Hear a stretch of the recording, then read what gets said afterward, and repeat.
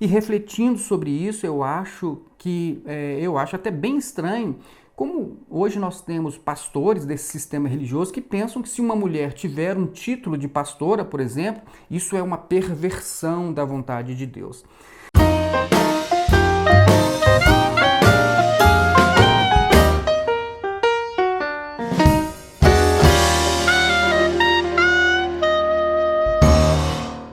A mulher que Deus projetou. Esse é o nosso assunto de hoje. A Roseli já gravou um vídeo sobre esse mesmo assunto que está no canal Maranata Anátema com o título O Lugar da Mulher na Igreja e na Bíblia. E vale a pena você conferir também, porque a abordagem neste vídeo ela vai ser um pouquinho diferente. A primeira coisa que é importante nós sabermos é diferenciar o princípio de Deus de uma regra temporal. Enquanto as regras podem mudar em razão do tempo e do lugar, um princípio de Deus permanece sempre o mesmo, porque diz respeito à vontade original de Deus. E nós só conseguimos descobrir o ideal de Deus quando olhamos, então, para o projeto original que ele elaborou desde o Éden. Então, qual é o ideal? O ideal é observar o projeto do arquiteto e isso evita realmente muitos problemas. Nós temos um exemplo bíblico desse fato. No capítulo 19, nos versos 3 a 9 do Evangelho de Mateus, Jesus disse aos fariseus que a lei de Moisés continha uma regra para o caso do divórcio, mas que isso não estava no projeto original de Deus. Essa regra foi dada por causa da dureza dos corações dos homens. E, de fato, a lei de Moisés obrigava o homem a dar uma carta de divórcio para a mulher caso ele viesse a repudiá-la, ou a mandá-la embora. Esse era o fato. Mas o que estava acontecendo? O que estava acontecendo é que muitas mulheres estavam sendo abandonadas por seus maridos e naquele tempo uma mulher que o marido mandasse embora ficava numa situação muito difícil, socialmente, muito complicada. Não só pela questão econômica, mas porque uma mulher repudiada dificilmente conseguiria novamente estruturar uma família, especialmente se ela não tivesse uma carta de divórcio que lhe garantisse que aquela relação anterior havia cessado completamente. Então, foi exatamente para proteger as mulheres que Moisés estabeleceu que as mulheres repudiadas deveriam receber uma carta de divórcio dos seus maridos, ex-maridos no caso, né? Mas, ao ser indagados pelos fariseus, Jesus deixou claro que essa situação, essa regra foi criada apenas para atender uma circunstância específica, embora fosse necessária para proteger as mulheres, não era aquilo que Deus havia planejado desde o Éden. Então, se havia divórcios, essa era uma situação que não foi desejada por Deus. Mas, como os corações eram duros, Deus precisou socorrer as mulheres e essa, então, foi a razão da criação desta regra do divórcio. Então, o que nós precisamos entender aqui é que há regras na Bíblia que podem eventualmente ter sido criadas para atender uma situação nova, específica, de um tempo e em razão de determinadas circunstâncias. E é possível, inclusive, que essas regras, embora necessárias, elas não representem o ideal de Deus, tá certo? Observem que Jesus deixa muito claro que o ideal de Deus está no projeto original no Éden e não necessariamente na lei de Moisés ou em qualquer outro lugar. Vejam que o divórcio ainda era comum no tempo de Jesus e isso era até aceitável na cultura dos judeus, mas nem por isso Jesus disse que a lei de Moisés, ou aquela prática judaica era o ideal de Deus. Resumindo, é possível que nós estejamos seguindo regras que não estejam de acordo com o ideal de Deus. É possível, entenderam? Bom, então se isso ficou claro, agora nós podemos investigar qual é o ideal de Deus no seu projeto original para o homem e para a mulher.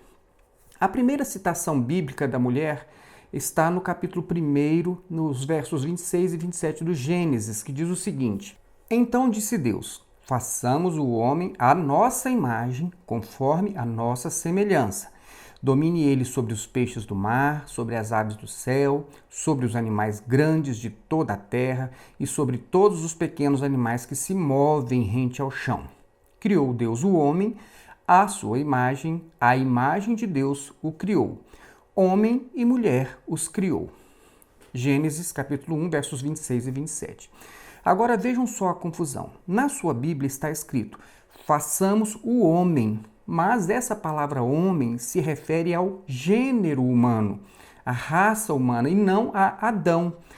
Isso mesmo, Adam em hebraico significa raça humana, humanidade. Mas o que deixou o texto confuso, então, é que Adam também é o nome do primeiro homem, Adão. E para que você não tenha dúvidas de que o texto está falando sobre o Adam, humanidade, e não sobre o homem Adão, observe que no final do verso 27 o texto deixa claro que a humanidade foi criada em dois gêneros, homem e mulher, macho e fêmea, entenderam? Então, fazendo essa distinção, veja o que está escrito no texto original hebraico. Então disse Deus, façamos a raça humana à nossa imagem, conforme a nossa semelhança. Criou Deus a raça humana à sua imagem, a imagem de Deus a criou. Homem e mulher a criou. Vejam que o texto é muito claro em dizer que a raça humana foi criada em dois gêneros, macho e fêmea. Observe, inclusive, que quando o texto original se refere ao homem macho, ele nem usa a palavra Adam, mas um termo específico para definir o gênero masculino. O que eu estou querendo destacar é que logo no primeiro verso do Gênesis, que fala sobre o homem e sobre a mulher, o tratamento é de igualdade. Ambos são considerados imagem e semelhança de Deus. E a ordem para dominar sobre a natureza criada é dada a ambos, homem e mulher, e não somente a Adão. Porque o texto original está escrito que a raça humana, macho e fêmea, deveria dominar sobre a natureza criada. Muito bem. Mas como vocês já devem ter percebido, o livro do Gênesis tem duas narrativas da criação. A primeira está no capítulo 1 e a segunda está no capítulo 2. E é a narrativa do capítulo 2 que nos dá mais detalhes sobre a criação da raça humana.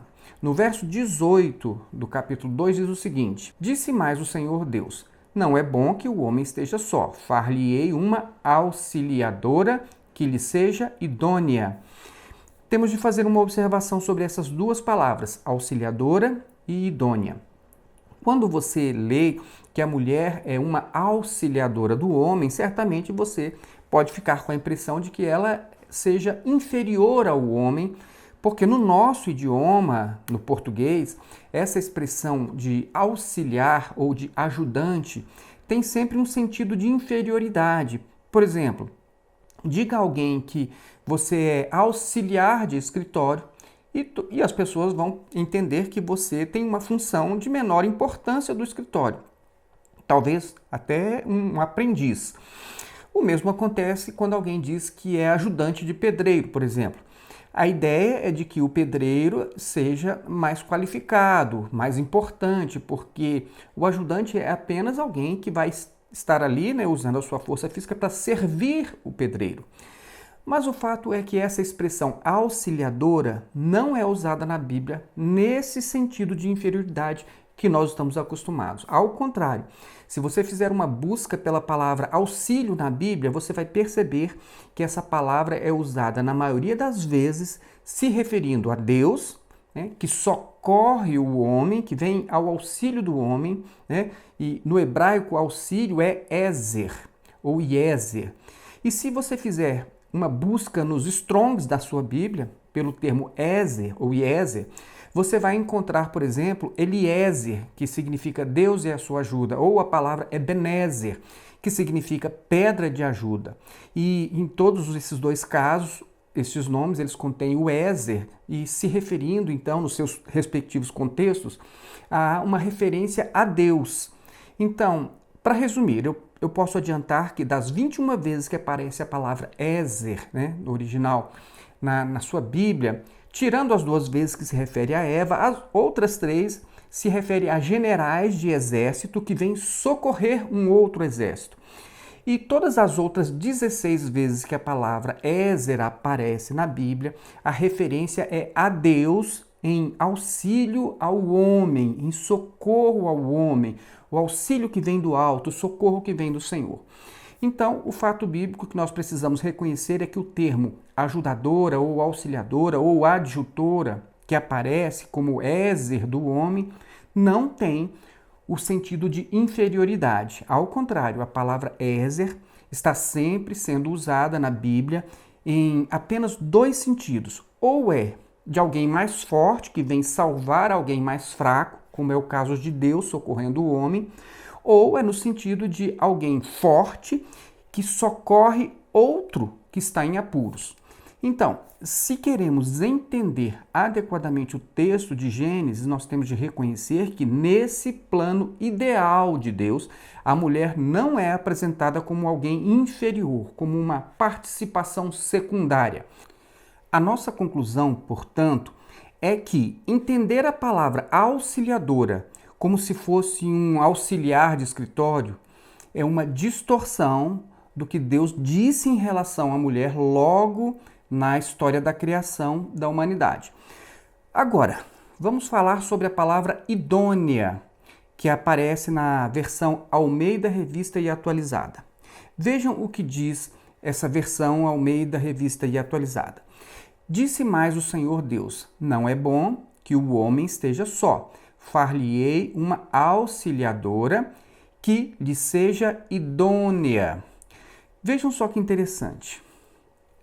Vocês sabiam que essa palavra idônea, ela simplesmente não existe no original hebraico? Ou seja, o tradutor introduziu essa palavra na Bíblia para que o texto fizesse o sentido que estava na cabeça dele. E eu não estou exagerando. Mesmo se você consultar uma Bíblia que contenha as indicações de Strong, você vai ver que exatamente nessa palavra não tem um Strong correspondente, porque a palavra não existe no original hebraico, tá? E se você então quiser apenas fazer uma comparação com outras versões, você pode, por exemplo, ler a versão revista e corrigida ou a NVI, por exemplo. Veja o que diz a versão revista e corrigida de Almeida. E disse o Senhor Deus: não é bom que o homem esteja só. Far-lhe-ei uma adjutora que esteja como diante dele. E agora veja o que diz a NVI, a Nova Versão Internacional. Então o Senhor Deus declarou: não é bom que o homem esteja só. Farei para ele alguém que o auxilie e lhe corresponda. Perceberam a diferença? De fato, as versões corrigida e a NVI são as que mais se aproximam do texto original, porque falam de enfrentamento e também de correspondência. E em nenhuma dessas versões você vai ver a palavra idônea, porque, como eu disse, essa palavra idônea, ela não existe no texto original hebraico. Eu vou mostrar para vocês o texto original com o significado das palavras hebraicas nas entrelinhas, de acordo com o volume 1 de uma coleção da Sociedade Bíblica do Brasil chamada Antigo Testamento Interlinear em Hebraico. É essa coleção aqui, tá certo? Não sei se está dando para ver, né? E, como vocês sabem, a leitura do hebraico é no sentido contrário. Então, ao contrário da nossa língua portuguesa. Então vejam só como fica esse versículo de Gênesis 2:18 no texto hebraico. Não bom estar o humano sozinho ele. Farei para ele auxílio como defronte dele. Primeiramente fica claro que não existe a palavra idônea. O que vem depois da palavra auxílio é a palavra hebraica kinegdo, que significa como defronte dele. A palavra hebraica kinegdo vem da palavra neged, que significa estar diante de frente a. E no contexto desse verso em Gênesis 2:18, a ideia é exatamente essa, a de enfrentamento face a face. Mais ou menos como fazem os lutadores de UFC quando eles tiram aquela foto para divulgação da luta, né? Um bem de frente ao outro. E é isso mesmo. A ideia de defrontear é a de oposição e de enfrentamento. O que é muito curioso, porque ao mesmo tempo que a mulher vem de Deus para o homem como uma providência para o seu socorro, Deus a coloca frente a frente com ele, como se fosse uma força oposta que impede que ele viva neste mundo isolado e sem limites. Então, o uso dessas duas palavras em uma só expressão, Ezer Kenegdo, no verso 18 do capítulo 2 de Gênesis, nos mostra que Deus colocou a mulher em posição de igualdade com o homem. Ou seja, a ideia de submissão da mulher ao homem simplesmente não consta do projeto original de Deus e não se adequa ao princípio da igualdade e ao princípio da mutualidade, que são princípios idealizados por Deus lá no Éden. Entenderam?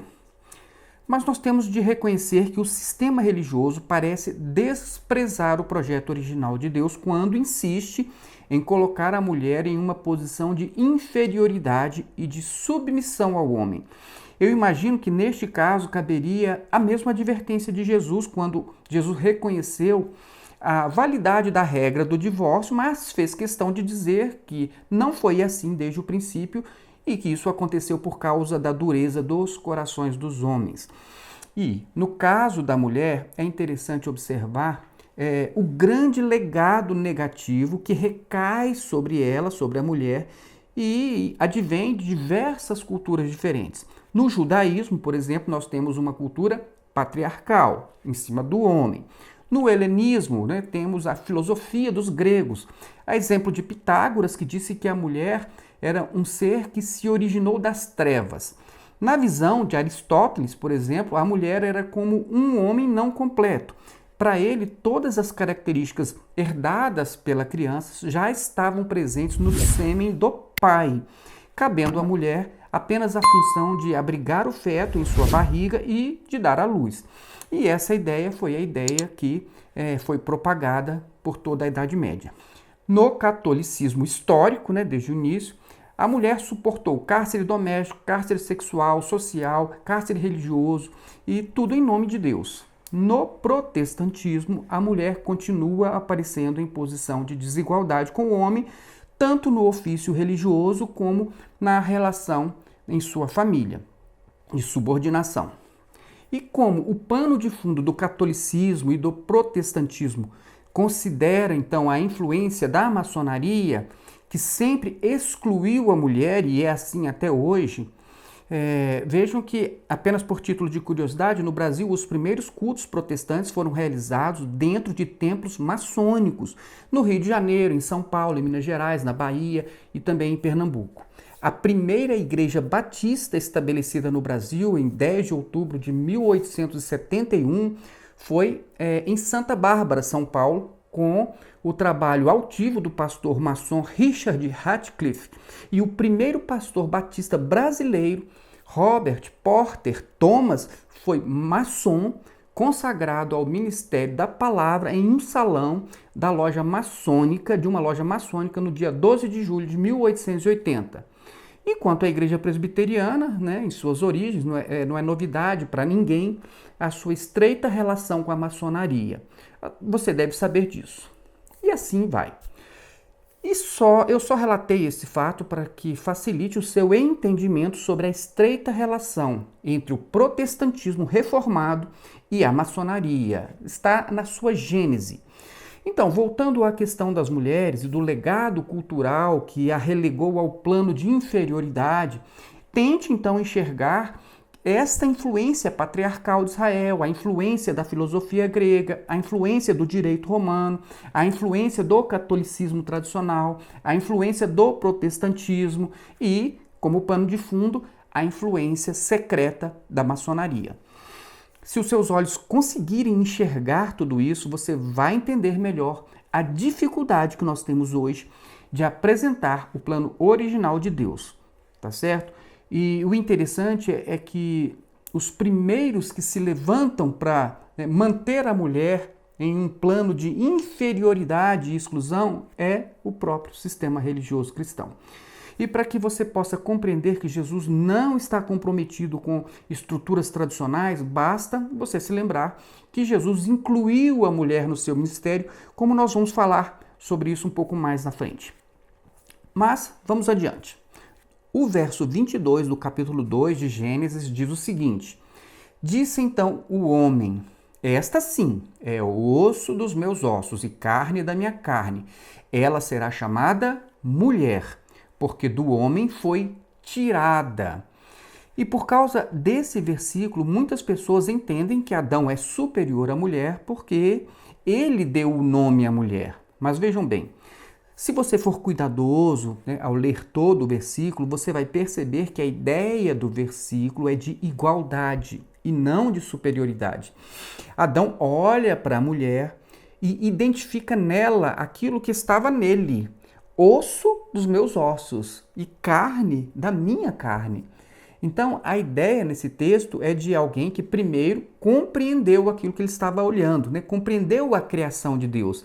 E por isso, ele tinha total condição de dar um nome a essa criação, pelo conhecimento que ele teve. Então, o que nós temos no verso 22 do capítulo 2 de Gênesis é a ideia de compreensão e de constatação de igualdade, e não de superioridade e de inferioridade. Agora vamos examinar o verso 16 do capítulo 3 do Gênesis. A primeira coisa que nós temos de entender aqui é que nessa passagem o pecado já entrou no mundo. E por isso nós já não estamos mais no contexto do ideal de Deus. O texto diz o seguinte: a mulher declarou Deus, multiplicarei grandemente o seu sofrimento na gravidez, com sofrimento você dará à luz filhos. Seu desejo será para o seu marido e ele a dominará. Muito bem. Uma vez que o pecado já estava consumado, a vontade original de Deus para o homem já havia se rompido. Então, a partir do pecado, nós já estamos no contexto da queda do homem e não mais naquele contexto do ideal divino, porque o pecado já entrou. Vejam que a partir do verso 14, Deus está proferindo uma sentença para cada um dos envolvidos na história da queda. Nos versos 14 e 15, Deus sentencia primeiramente a serpente. E no verso 16 chega a hora, então, de dar sentença à mulher. Observem que essa sentença ela é um castigo, uma maldição, por ocasião da entrada da maldade no mundo. Não se trata, então, de uma ordem de Deus ou do plano de Deus para a mulher. Longe disso. Não foi isso que Deus planejou para a mulher. Mas a mulher, por causa do pecado, passaria a suportar a sentença que incluía um homem se impondo sobre ela daí em diante. E foi o que aconteceu então. Mas como disse Jesus, não foi assim desde o princípio. Vocês conseguem perceber isso? O ideal de Deus para o relacionamento homem-mulher é a igualdade e a paridade. Mas, fora desse plano ideal de Deus, a mulher passou a suportar a dominação do homem sobre ela, como uma sentença, como uma maldição. Mas nós bem sabemos que em Jesus toda maldição pode ser quebrada. Então, a partir de Jesus, para quem realmente entendeu o Mestre, essa maldição pode ser interrompida. E isso não se configura um pecado contra uma ordem de Deus.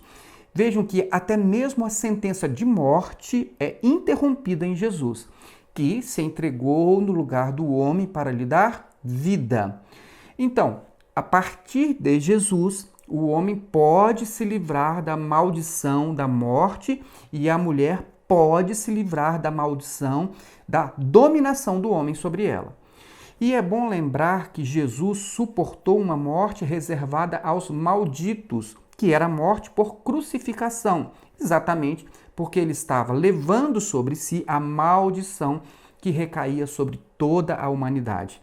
Ao escrever aos Gálatas, Paulo diz que Cristo nos redimiu da maldição da lei quando se tornou maldição em nosso lugar, pois está escrito: maldito todo aquele que for pendurado num madeiro. Gálatas 3,13. Então, não é pecado desejar a libertação de uma maldição, seja do tempo da lei ou seja mesmo da maldição da queda do homem. E vejam que nenhuma mulher se sente pecando contra Deus quando busca ter um parto sem dor, né, e sem sofrimento, não é verdade? Ora, na medida que alguém entende que o ideal de Deus não é nem a dor e nem a dominação, né, porque essas coisas elas não estavam presentes no projeto de Deus, nada mais natural que se busque o caminho de volta ao ideal de Deus.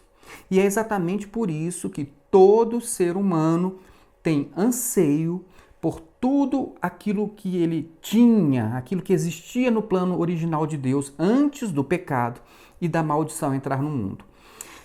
Vejam que no Éden não havia sofrimento, não havia dor, não havia dominação humana, não havia insegurança, não havia trabalho forçado, não havia conturbação de qualquer espécie e não havia morte.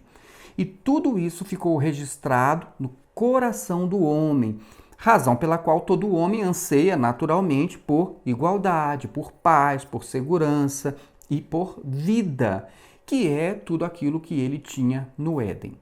Tudo o que o homem tinha antes da queda faz parte da sua gênese, da sua natureza, e está registrada no mais íntimo do seu ser. Então, é perfeitamente natural que a mulher anseie pelo fim da dominação do homem sobre ela. E isso não é pecado. Por quê? Porque não se trata de ir contra uma ordem divina, mas sim de se buscar a cessação de uma maldição. Mas não é só. Se você for um estudioso da Bíblia, você vai ter condições de perceber que, mesmo em uma cultura patriarcal, né, do ponto de vista espiritual, a mulher ela é tratada com igualdade diante de Deus. Por exemplo, quando a lei de Moisés trata a questão do adultério, a sentença, tanto para o homem como para a mulher, é a mesma, a morte. Isso porque, na visão de Deus, não há diferença entre homem e mulher sob o ponto de vista espiritual. Seja homem ou seja mulher, o adultério é um pecado contra Deus. Então, uma vez descoberto o adultério da mulher, por exemplo, o homem ele não podia perdoar a mulher e continuar vivendo com ela como se nada tivesse acontecido. Por quê? O adultério era uma ofensa contra o próprio Deus e não somente contra o marido. E vejam que isso era um indicativo de que a visão do Deus de Israel era bem diferente da visão da cultura de outros povos do Antigo Oriente. Por exemplo, tanto no Código de Hammurabi, como nas leis assírias, como nas leis hititas, o homem apanhado em adultério, o homem macho, apanhado em adultério, ele estava sujeito às punições definidas nesses códigos. Mas, se uma mulher fosse apanhada em adultério, quem definia a sua sentença não era a lei, mas o marido. Ele poderia matar essa mulher, torturar, maltratá-la, ou até mesmo, se ele quisesse, ele poderia perdoá-la. E isso era da conta apenas do marido, porque a mulher era a sua propriedade e ninguém tinha nada a ver com o que ele fazia com as coisas dele. Perceberam a diferença? Se na visão dos povos do Oriente, o que a mulher fazia não afetava, né, os seus deuses, porque ela era um problema apenas do marido, ou seja, a mulher ela nem mesmo era considerada como capaz de ofender aos deuses. Tamanha era a sua irrelevância como um ser espiritual. Mas na visão do Deus de Israel, a mulher era sim considerada por Deus, né, tanto quanto o homem era considerado por Deus. E por isso o adultério da mulher ofendia a Deus tanto quanto o pecado, o adultério do homem. Não havia distinção, porque diante de Deus ambos eram iguais. Isso é o sentido, então, espiritual. Então, do ponto de vista espiritual, Deus não estava olhando para o sexo do pecador, e sim para o pecado, né, que o ofendia, seja homem, seja mulher. Muito bem. Agora, apenas para mostrar que a própria lei de Moisés foi evoluindo para se aproximar cada vez mais do ideal de Deus, Vejam que no livro de Números há uma passagem em que um homem chamado Zelofeade morre e deixa apenas filhas mulheres.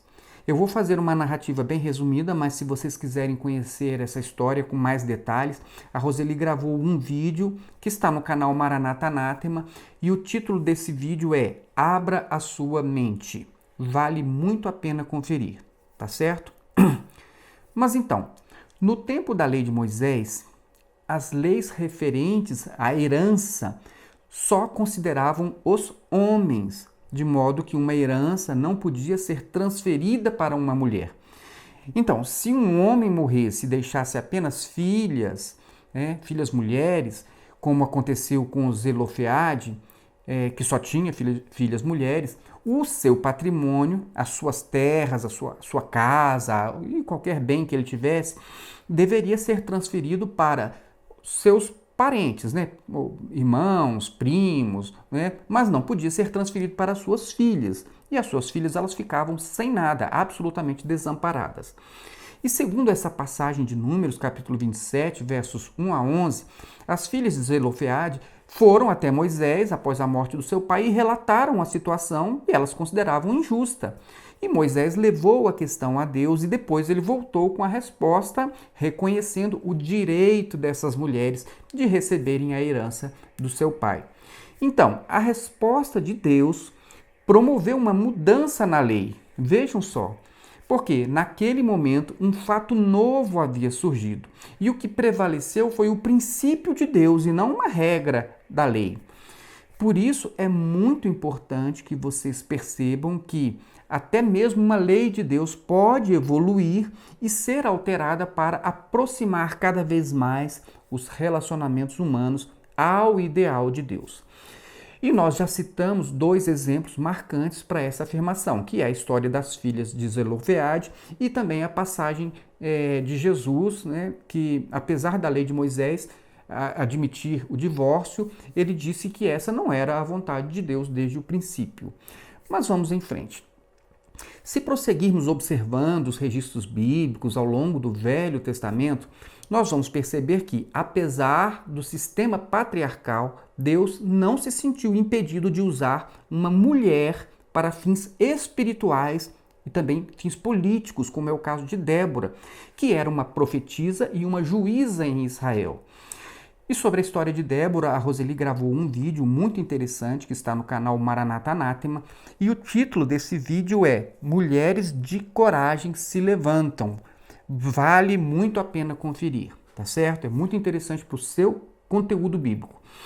Mas então, observem que mesmo quando uma mulher aparece com uma função social diferente do que era considerado normal naquele tempo, naquela cultura patriarcal, onde a mulher ela tinha apenas um papel doméstico, ainda assim a Bíblia não apresenta a participação de Débora como se fosse uma perversão da cultura ou da religiosidade ou uma desobediência a Deus.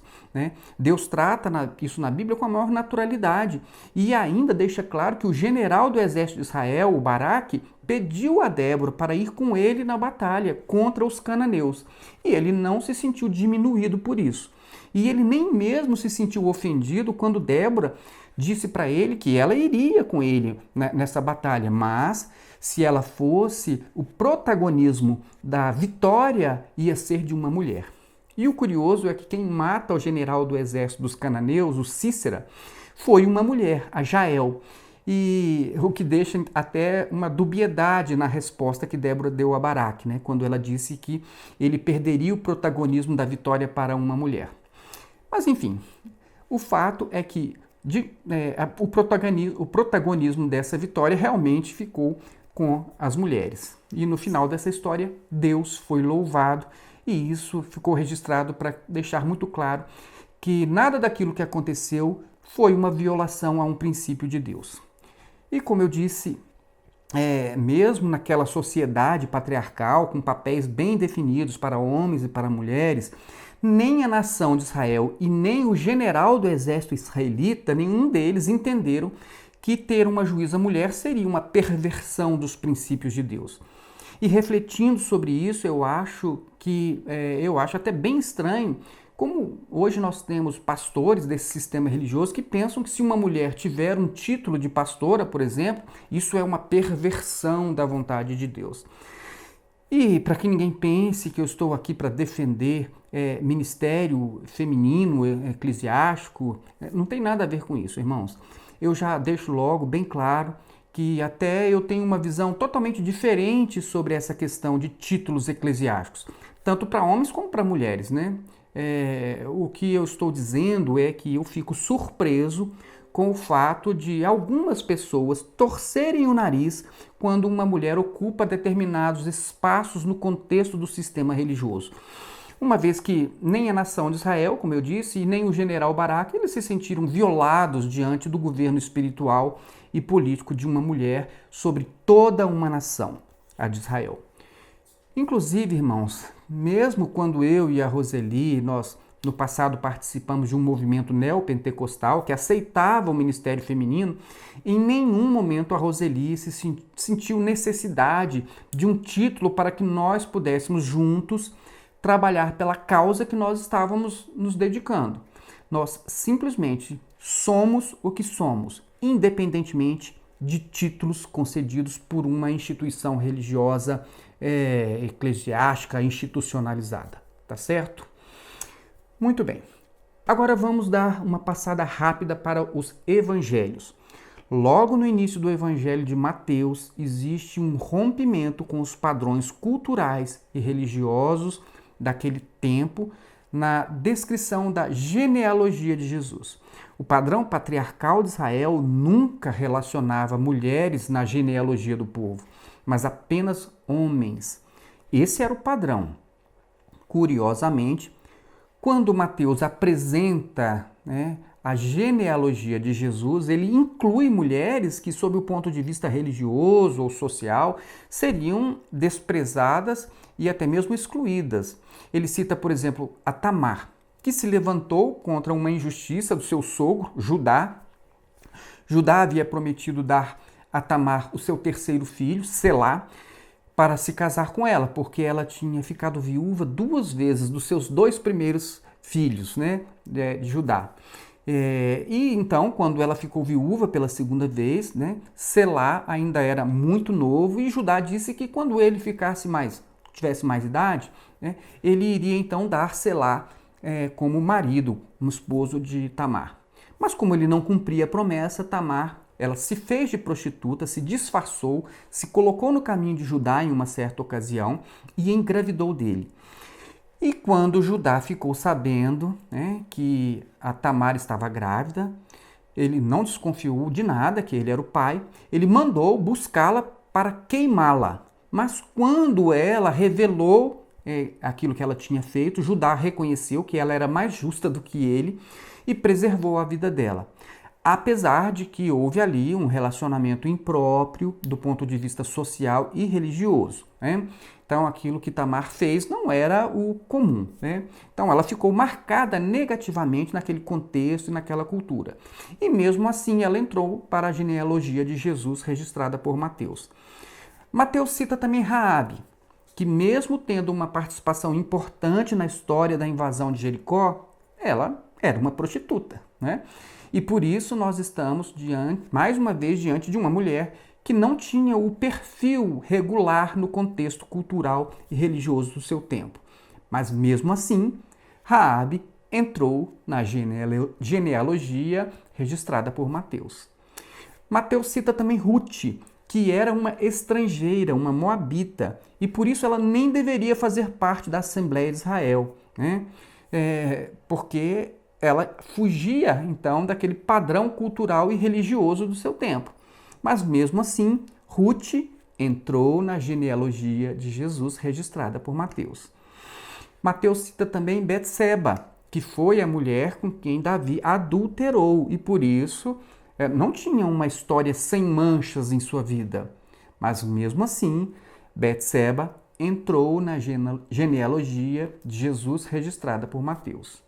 E ao fim temos a Maria, que para o padrão social do seu tempo seria indigna até mesmo de viver. Por quê? Porque ela engravidou antes de se casar com José. Enfim, o que nós podemos perceber nessas inclusões de nomes de mulheres na genealogia de Jesus é que as mulheres elas podem até ser desprezadas em algum contexto específico, mas a partir de Jesus nós estamos diante de uma quebra de paradigmas. A partir de Jesus nós estamos diante de uma proposta real de aproximação do homem ao ideal de Deus, onde a mulher não deve mais ser desprezada, nem no contexto da história da humanidade, nem no contexto religioso e nem no contexto social e familiar. E o interessante é que o Espírito de Deus não maquiou a história para esconder essas mulheres, para não pegar mal diante daquela cultura patriarcal. Ao contrário, o Espírito Santo fez questão de deixar essa marca para que os nossos olhos começassem a se abrir. E se nós formos honestos, nós não podemos deixar de admitir que Jesus não quer que sejamos reprodutores de nenhum tipo de ensinamento que promove a desigualdade ou a exclusão, nem de mulheres, pelo fato de serem mulheres, nem de pessoas necessitadas, como era o caso das viúvas, dos órfãos e dos estrangeiros. Observem que Jesus incluiu as mulheres no seu ministério.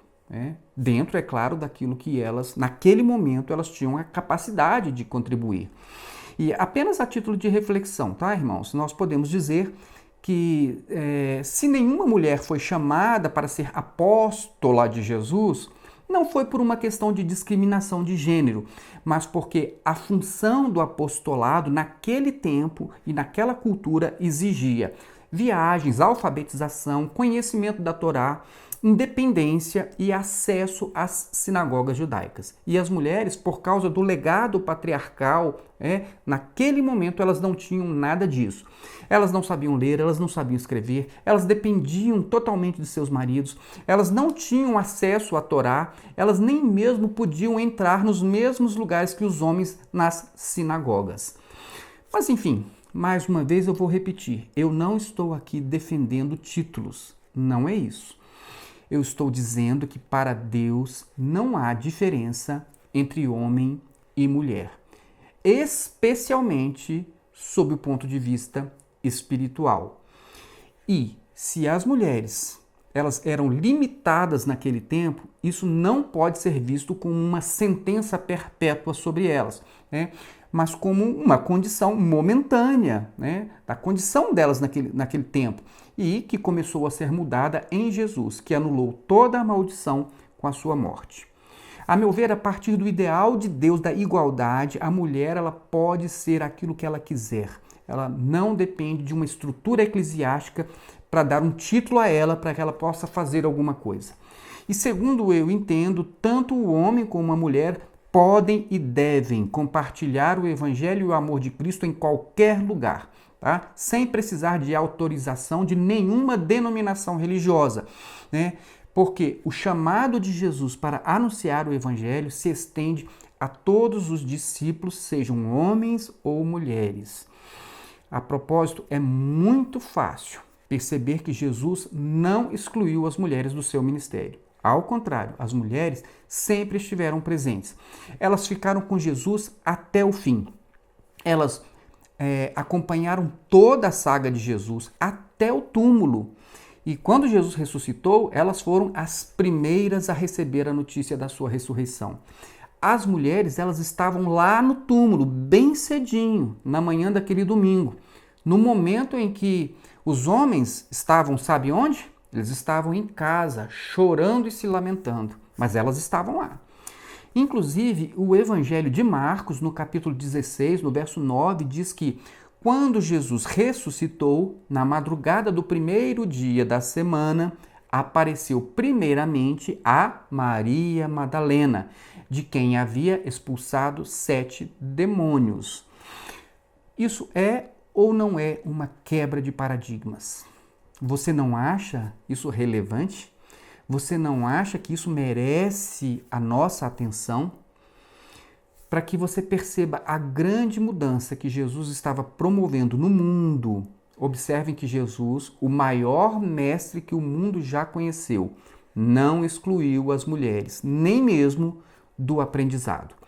Certa vez, Jesus estava na casa de Marta e de Maria, e enquanto Marta cuidava dos afazeres domésticos, Maria estava aos pés de Jesus, exatamente como faziam os discípulos, aprendendo aos pés do seu mestre. Então Marta reclamou com Jesus e disse para ele ordenar que Maria a ajudasse com as tarefas de casa. E o que foi que Jesus respondeu?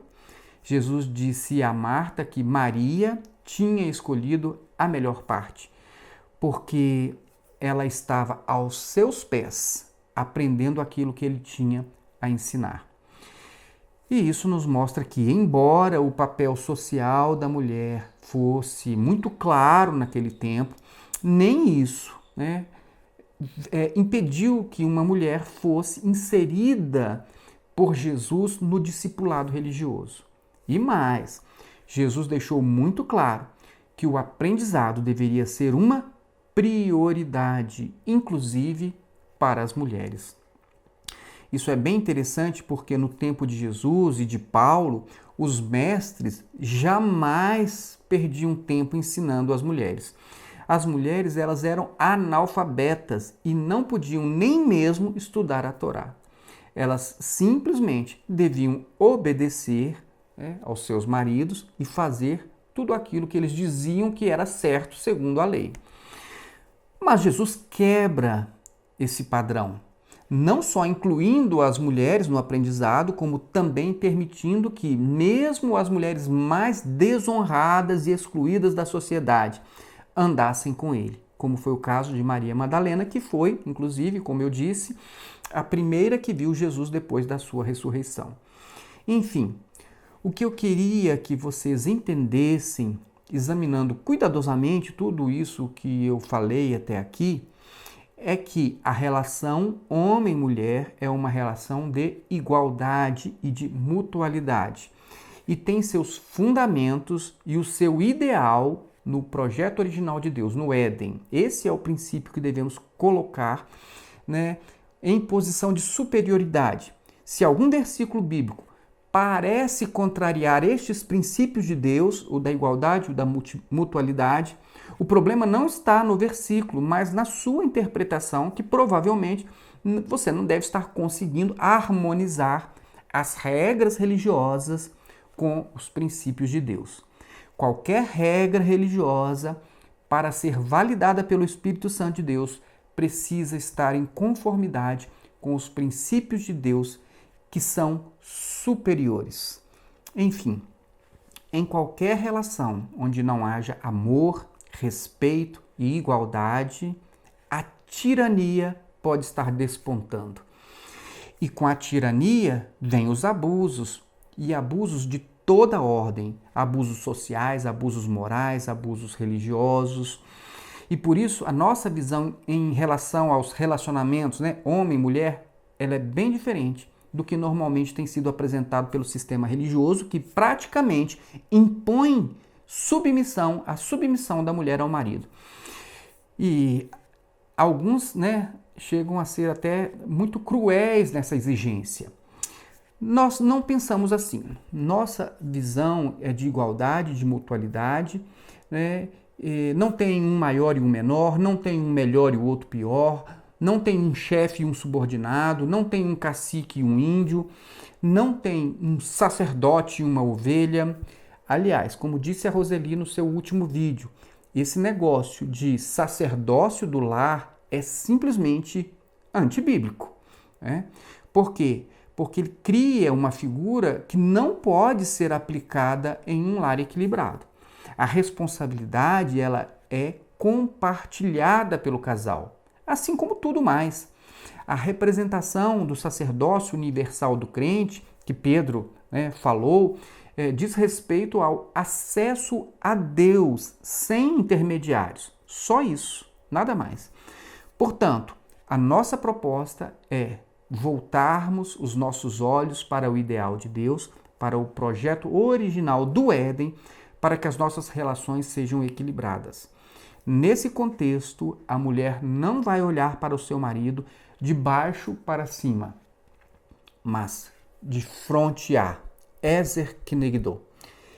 Eu acredito que essa é a maneira de nós termos relações conjugais seguras, onde não são admitidos nem abusos físicos, nem abusos morais e muito menos abusos espirituais ou religiosos. Todos temos mães, irmãs, primas ou filhas. As mulheres merecem todo o nosso respeito, inclusive o respeito das instituições religiosas e de seus líderes. E é isso que eu desejo para você, mulher. Neste mês de março, em que se comemora o Dia Internacional da Mulher, receba os nossos mais sinceros cumprimentos. Nosso desejo, meu e da Roseli, é que você, mulher, ocupe o seu lugar. E o seu lugar, você sabe onde fica? Ele fica onde você quiser. E se alguém disser para você que essa é uma visão feminista, ore para que essa pessoa um dia consiga enxergar, né, aquilo que está no Éden, olhar para o Éden e ver o ideal de Deus para o relacionamento homem e mulher. Que Deus abençoe a sua vida grandemente. E até o nosso próximo vídeo, onde nós vamos falar da mulher no contexto dos ensinamentos do apóstolo Paulo. Até lá!